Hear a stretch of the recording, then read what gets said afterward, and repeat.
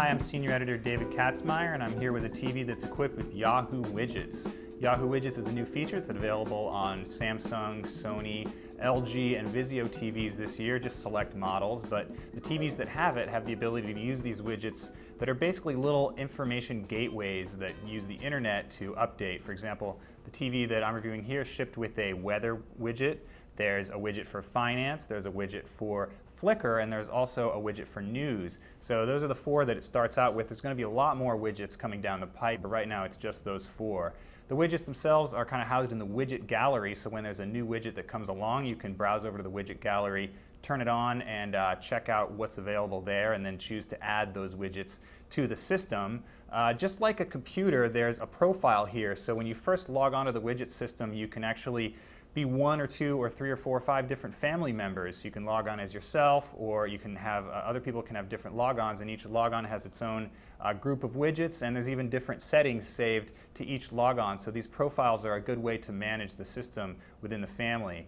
Each widget has the ability, again, to use the internet to go out and find new information. For example, the weather widget will give you real-time weather information in a variety of cities. You can program in the cities that you want, and you can also get detailed information like 5-day forecasts, even things like wind chill, things like that. The finance widget is the most complex of the bunch. It has the ability to add your individual stock portfolio. It actually works with the Yahoo Finance system that can go out and, again, update those stock informations and even give you business news and let you track your entire portfolio.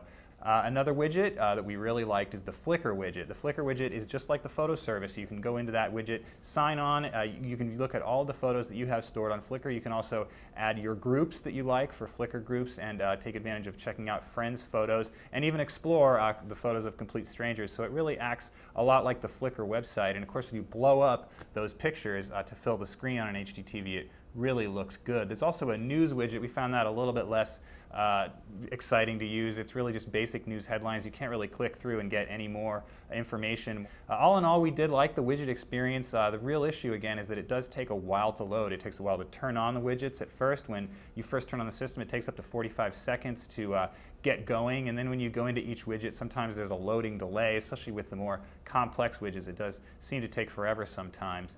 On the flip side, we do think there's going to be plenty of cool functionality added to the widgets. They are free, so again, when somebody decides to add new widgets to the system, you'll be able to get that functionality for free. There's also the ability in the future to add advertising. Of course, now when the system first launches, there aren't any ads. We'll soon see them, I'm sure. We'll also see a bunch of new widgets, but in the meantime, that's a quick look at the system.